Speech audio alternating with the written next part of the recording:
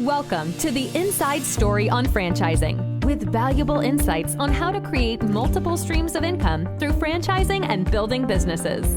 Host Ricardo Matos has spent more than 25 years building businesses in multiple industries and helping other business owners succeed.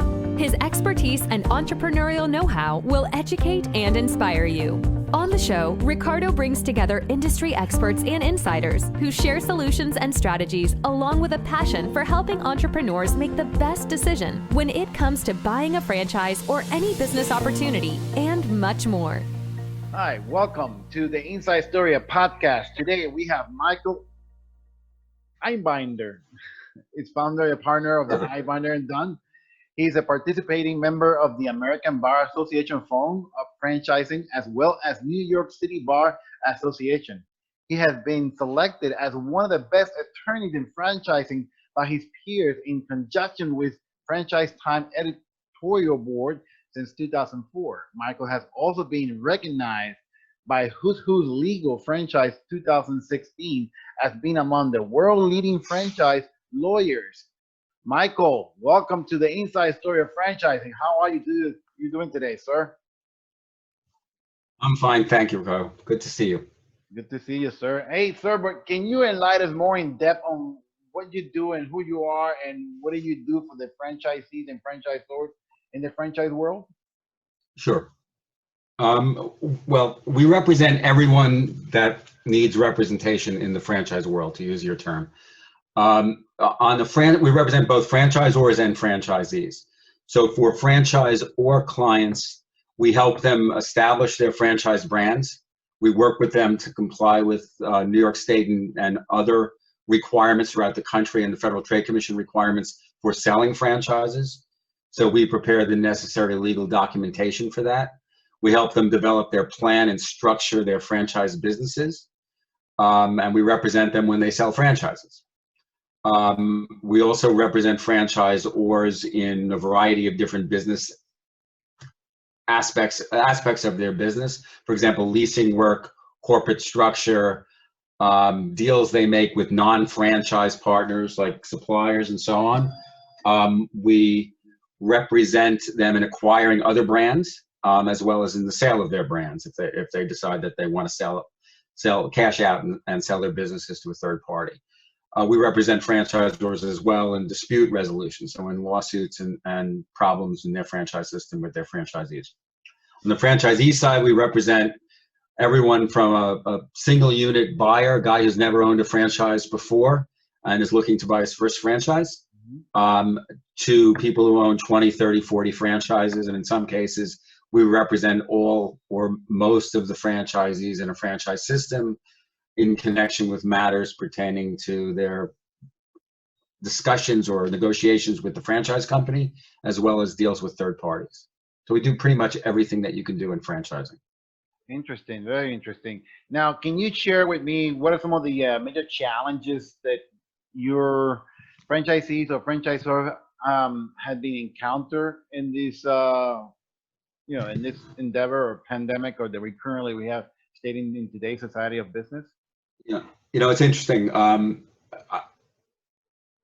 It's not surprising when you have conversations with your clients, but when you start talking about how the pandemic is affecting franchise businesses, it's different for different businesses. Yeah.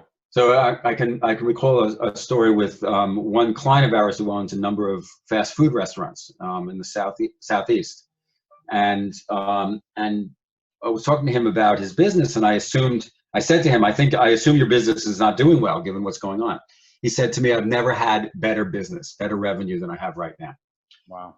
People are eating out, or they're taking out rather. They're getting their food from wherever they can get it. If there's a drive-in window, they're more likely to go to that business than they are to go to a place where they have to sit down or go inside even to get a bag of food. They want, in many places, they want it to be as little contact with other people as possible. So those businesses are actually thriving. Businesses that require a lot of direct contact between their customers and the franchisees are having significant problems. And the ones that come to mind are ones involving personal care, like massage, estheticians, hair cutters. Those kind of businesses are having a great deal of difficulty.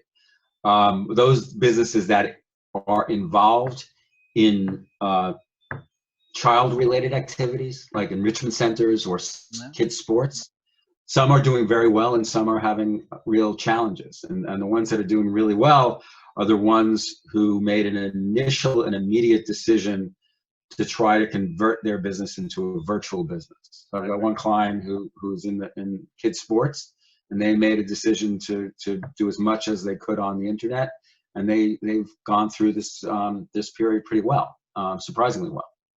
And other clients that have had significant difficulties. It depends on the nature of the business. It depends on whether they're creative in their approach to how to deal with it, and it depends on who their customer base is and what their ability with technology is and how they can structure their businesses. So it's a lot of it is, the answer is it depends. Interesting. And now with all those kind of pitfalls that you are seeing on some of these franchisees and franchisors, where do your company is elaborating to help them achieve a solution for their pitfalls on the during condition? What is it you guys are doing to help them organize that methodology? Yeah, well, for franchisee clients, for example, what we're doing is we're trying to address these issues on a global basis for all franchisees in the system when we can. Okay. To discuss things collaboratively with the franchisor, so that the franchisor is able to take into consideration the capabilities and understanding and customer bases of their franchisees, and work with the franchisor to develop programs and address issues that are coming up during the course of it. So a lot of it is negotiation or communication with franchisors about how best to do that. Again, the answer is still going to be it depends on the business. But in a case where I represent a client, franchisor client who's got over 300 mall-based franchisees, what we did in the very beginning of the pandemic is we started negotiating with the landlords. My client the franchisor has very strong relationships with national landlords of large malls throughout the country, like Simon Properties, for example, or others, and has negotiated with those landlords on behalf of the franchisees and addressed issues on behalf of the franchisees with their landlords, so that they can help them get through this crisis. And so a lot of businesses have just slowed down to a trickle or no business at all. So think about mall-based businesses in the first 3 or 4 months of the pandemic, businesses were closed completely. And landlords were sending rent bills, and my clients needed help, or their franchisees needed help. So we worked on behalf of the franchisees from the franchisor point of view to see if we could help them address those issues with the landlords. Yeah, well, let me ask you this, and I know that matters outside the COVID-19. Since we also have a lot of viewers who are not franchisees or franchisors, what are some of the legal aspects that a business owner who is not a franchisor, and what are some of the aspects of a person who wants to attain a franchisee should be asking, or they should be looking for more important things when coming to an organization like yours as a law firm? How can they benefit from? All right, well, let's start on the franchisor side. So a business, a restaurant that has a couple of locations may decide that they have something that they believe can be scaled, can grow into many, many more units. If they're interested in doing that, what we do for them is quite a number of things from the beginning of the idea of franchising their businesses to get them ready legally to do that. First of all, we find that a lot of people who have businesses don't get trademark protection for those businesses. Mm-hmm. And a brand name is one of the most important aspects of franchising. So even if you're not considering franchising, but you have an interesting creative name, get it trademarked immediately. It's very inexpensive. It's quickly done, at least in terms of the filing of the request for the trademark. And you can start protecting yourself very quickly by filing that paperwork. So we find a lot of people come to us wanting to franchise their businesses, and we ask, one of the first questions we ask is whether or not they've trademarked the name. So that's the first thing we do. Second thing we do, we start thinking about is whether or not this business can be scaled. Is it replicable?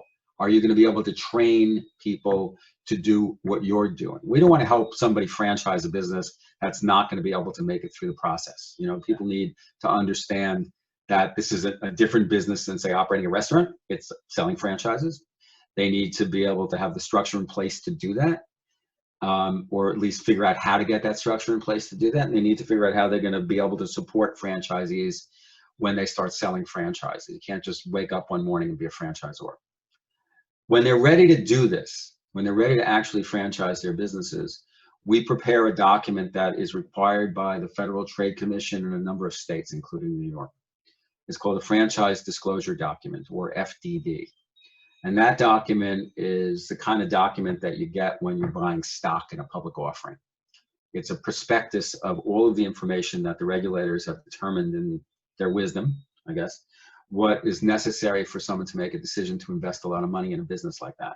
So you have to give the background of the franchise, or you have to give a background of people that are involved in it.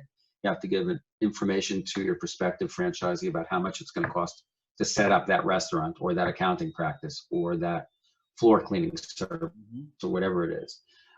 You have to attach to that document financial statements from your franchise business. You have to attach to that document a proposed franchise agreement and a whole bunch of other documents that are part of the franchise or franchisee relationship.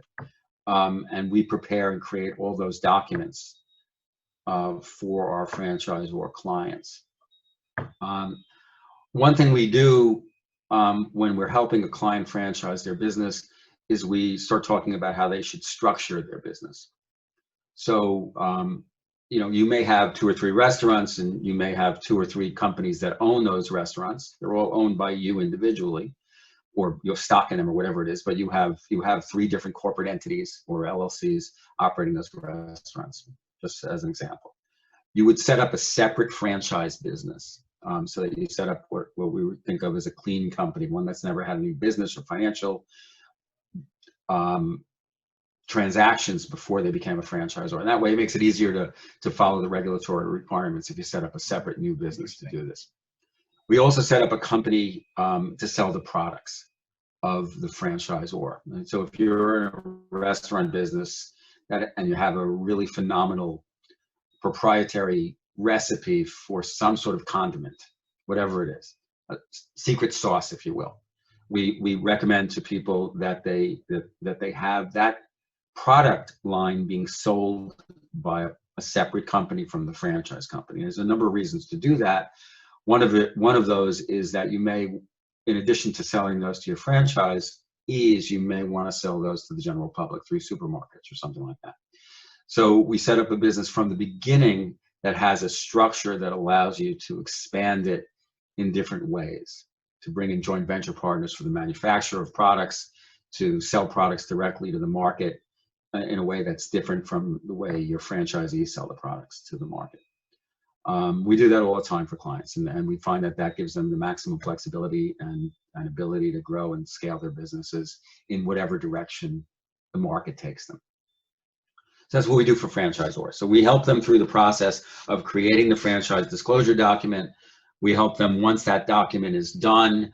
We help them prepare as necessary the legal documents filed with the various states that require filing. New York requires you to file that FDD document with them, and they have some time not to approve the deal, but to approve the paperwork to make sure that it covers all the rules. We do that, and then that document has to be updated every year. So we file the updates, and we help them through the process of selling franchises as they start their franchise business and program when they start negotiating with franchisees. On the franchisee side, if we're talking about a person who's never owned a small business before, and they're a teacher or an executive in a business or whatever it is, and they've decided they want to be an entrepreneur, what they will get from the franchisor that they're talking to is a franchise disclosure document. And it's a detailed analytical document that describes what the deal is, what the investment is, what the background of the franchisor is, and so on, and gives you the name of all the franchisees in the system. Excuse me. That document is a document that we provide, that we review from the legal end. We analyze that document and give our clients a memo or outline of what the issues are that we see in the franchise document that we think they should negotiate or consider or concern themselves with. Then we go on and negotiate those issues with the franchisor down the line. And when they're ready to roll, when they're actually ready to start that business, we help them set up their entities, work with the banks that they have to lend them money, review their leases, analyze their partnership agreements, and so on. So that brings up a question. So what is the most important question a franchisee, when they attain that financial disclosure document, should be looking into for them to be aware on how to go about making the right decision of becoming franchisee owner and you helping them to work with the banks and so forth? So in general, every time you get into a business transaction, you should engage in some sort of due diligence. What that means depends on the nature of the business. In the franchise world, what that means is hire a lawyer and an accountant who know a little bit about franchising, in the case of an attorney, and generally speaking, in the case of a franchisee, in the case of an accountant, also hire someone who knows not only about franchising, but about your business. So hire an accountant who has experience with restaurants.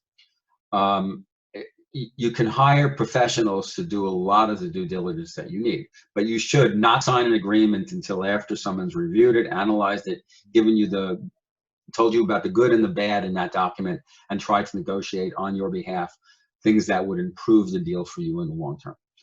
There's due diligence on your side too. So if you're buying a franchise, in addition to hiring a lawyer, you need to really research that business. And the research should consist of among other things, doing whatever research you can do online about the company, about what you've heard about, what there is about the company, about Yelp reports on it, about problems in the franchise system, and so on. But the single most important thing for a franchisee or a potential franchisee to do, other than hiring a lawyer and an accountant to review all this kind of stuff and doing a business plan, is that they should reach out to the franchisees in the system or franchisees who have left the system, so they can get the inside story on what it's like to be a franchisee. And what they shouldn't do is call the list of 4 or 5 people that the franchise salesperson tells them to call. Yeah. It's one of the franchise sale. Well, you're looking at this and saying, well, who would do that? I can tell you many people have done that.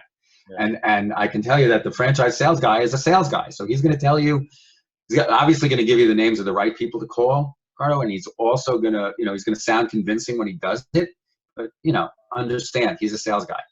And so what you really need to do is the Federal Trade Commission regulations and New York State rules and the rules of every state that regulates franchise sales requires a franchisor to have a list of franchisees who are currently in the franchise system and those that have left the franchise system. Yes. Talk to them. Yes, I was recently evaluating a particular company that we wanted to represent, and as I researched them, I realized they had lost 63 members in the last year, even though they had a very good, reputable record of who they were and what they were. In other countries, in the United States, they did not do very well, and I realized this was not a company I wanted to represent due to the fact that they had 63 lost current existing members. As I started contacting some of those members, they had a lot of down pitfalls on things that didn't do it correctly because it was a completely different market entity between in the European world compared to the United States entity world. But that brings up another question for me, because basically between franchisors and franchisees, right, there are so many issues that can be faced with such a dispute, right? And there are many different types of dispute across the board within the franchise world from legality aspects. And what are some of the top 1 or 2 disputes that you are seeing in the most likely case scenario? Can you give us an example? What are some of the breach of contract and fraud claims that you see across the board between franchisees and franchisors? Sure. As I said before, what we do a lot for clients in the franchise world is we represent them in disputes. So we represent both franchisors and franchisees. The most common dispute that I see on both sides is disputes around issues that relate to what are referred to as financial performance representations.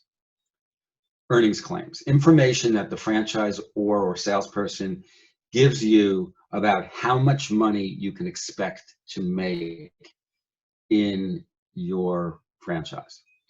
And that could be simple statements like you'll do $1 million a year in the first year, to you'll break even within the first 6 months, to statements that we've heard about you'll be able to buy a new franchise in 3 months, you'll be doing so well, to, you know, the guy you spoke to in, you know, in Brooklyn, he did okay, but you'll do 5 times better than him. Anything that gives you an indication of any aspect of how much money you're going to make, put in your pocket, have when you're in this business for any period of time. Anything like that that's given to you that's not contained in the FDD, in the franchise disclosure document, any of that kind of information is improper to provide, and a lot of the disputes center on franchisors providing that kind of information improperly. Yes. The other most significant thing that we see is franchisors underestimate the cost of the initial investment. Yes, I see that too. And I have been involved in a number of cases, and the best one I have, this, you know, I've been doing this a long enough time that I have 1,000 war stories. But my personal favorite in that arena is representing a bunch of gym franchisees who were buying 20 of them. I was representing 20 franchisees in the system, and we're told that to open this gym it would cost $50,000, and it cost them over $200,000 to open. Yeah. And when I dug into it and got information from the other side and asked the question at a deposition, at a hearing, where did you get the number that you put in the FDD for how much money it'll cost to open? He said, well, we did that 20 years ago, and here it is. He pulled out a piece of yellow paper that was rolled up and crumbled up. That was it. And this dispute was in 2010, and this was a 17-year-old piece of paper. Yeah. That he had written down how much it would cost, 50 grand in 1983 or something. And he told everybody who was buying the franchise that that's how much it would cost. And of course, it cost 4 times as much. Yeah, one of the things that we were able to get those. Yeah, and one of the things that I realized that not all franchises are created equal, and not all equal franchise are striving equally as successful from one to another. One of the key aspects that I tell people is all about location, location, location. And a lot of times, a lot of realtors may actually tell you that this is the right location for that right business. And this is where a good lawyer who knows the entity of the business, just like you do, will help also a particular legality aspect of a realtor or a consultant, or even us who were helping other people making the right decision, is to help them strive to that level of success that allows them to make the right decision in all aspects, from legality, from location, from profitability, using the right accountant, using the right CPA, using the right entity to grow their business in every possible direction. And I believe that one manager to another, not all managers are created also equal. And it's possible that certain things who the franchisees are striving because they do certain things that the franchisor are not helping them to do. And a lot of times when we talk to people who are franchisees owner, it is possible that one franchisee who's striving above all expectations of the rest is because they have experience on the area that they're bringing something else to the table, that is allowing their business to strive a little bit forward. And it's also possible that the business duration that person is being in business has make a lot of effect to make those numbers look greater. It's like everything else. Every single business has to season. And then one of the key aspects that people need to understand in the franchise world is that any business that comes into place, unless otherwise people don't know that you exist there, you don't know if it's going to strive. And the perception of the idea of one person to another, each business that is maybe proven and maybe great business in one particular area, but not necessarily maybe great in another area of location, depending upon the population, depending on the kind of product that you offer in services. So we're clear on that aspect, but that doesn't necessarily mean that the franchisor or franchisees are doing things illegally, right? They're just making sure that certain individuals are probably more eager, more aggressive on how to go about doing certain things in the business. But do you see a lot of issues between the franchisor and the franchisee disputing ideas of why one business is succeeding and the other one is not within the same franchisor or franchisee's entity? Well, you know, we see it, especially when we're representing, you know, multiple units in a franchise, multiple franchisees in a franchise system. We see there's a really large difference between the highest revenue generators and the lowest revenue generators. And that may be location within a particular city, or it may just be that they're in different areas. You're always going to make more money, or before a year ago, I would have said this. You'll always make more money if you're in Midtown Manhattan than you will if you're in a smaller city that doesn't have an active, you know, office kind of culture and people going out to lunch. You know, we see that all the time. Sometimes it's the franchisee, sometimes it's just the location. You really have to do an analysis of it all. You got to get customer counts, people going by. You've got to do due diligence on the rental costs. You got to look at the location. You got to look at cross streets. I'm representing one client whose big issue is the fact that one of the big highways in New York, he's a drive-through, right? And he's in Queens. And if you make a right, if you're coming on to get onto the Cross Island Expressway, you're not going to pass his store. So he realizes that it's not only the, you know, whether the location looks good, it's whether or not it gets the traffic at a certain time of day. Yeah. You know, and all of those things come into play. As a lawyer, I don't provide that information because I don't have that kind of expertise. I have enough expertise to know that that my clients should be thinking about things like that and getting to the right person who can direct them to things, and also that they should know it's, you know, it's depends on so many things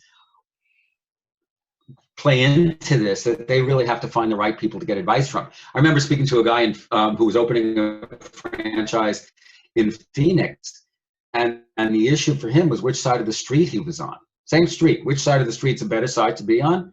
So if there's shade, it's, you know, it's 100 degrees, right? In Arizona, in Phoenix, you know, in May. So he realized when he's looking for space that there's shade on the north side of the street, but no shade on the south side of the street. So the better place to be and where people walk is on the south side of the street, or whichever it was. But, you know, they all, you know, it's so dependent on everything.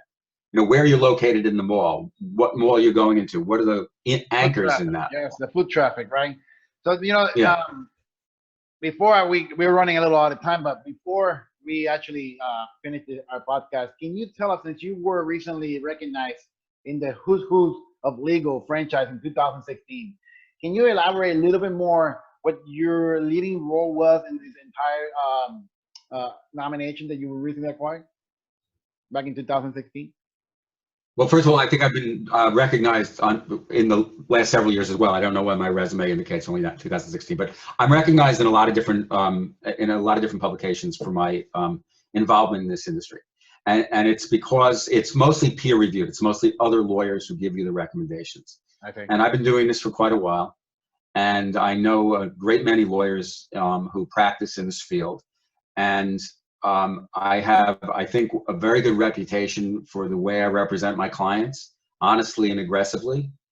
I do a lot of writing and a lot of speaking. I speak at and am involved in the premier organizations in the franchise world for lawyers, which is the American Bar Association Forum on Franchising and the International Franchise Association. Very nice. And the International Franchise Association is more of a business group. But there's a legal part of that called the legal task. I was on the legal task force, which created the program for this year. And I spoke at an event in October for the American Bar Association on issues relating to franchising and insurance issues. So, you know, I've been speaking at these things every other year or every year for the last 20-something years. You know, we, as I said, have a pretty good reputation in the field.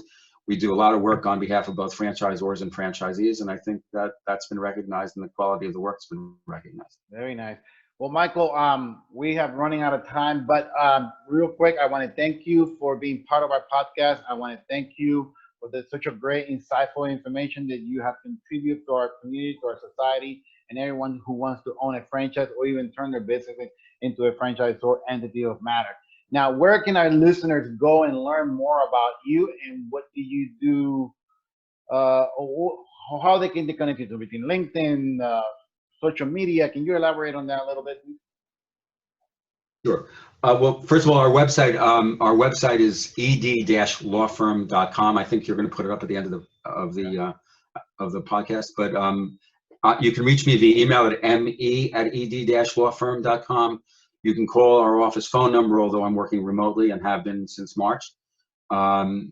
You can reach out to me on LinkedIn as well. I'm happy to respond to any inquiry I get.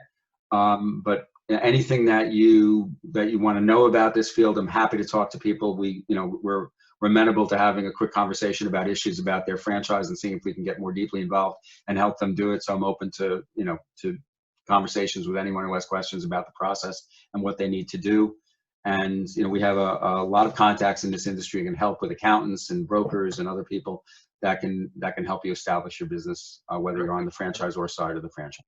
I appreciate much for your information. I give you 2 thumbs up who you are and what you are all about. And I'm grateful that you're actually helping people to make sure they're doing the right decision. Thank you very much. I appreciate it. Have a great day, my friend. Talk to you soon. Thank you. Thank you. You've been listening to the Inside Story on Franchising with your host, Ricardo Matos. If you're enjoying the show, please feel free to rate, subscribe, and leave a review on your preferred podcast listening platform. That way, you'll never miss a new episode, and you can help spread the word to more entrepreneurs like yourself. We really appreciate that effort, and we'll catch you next time.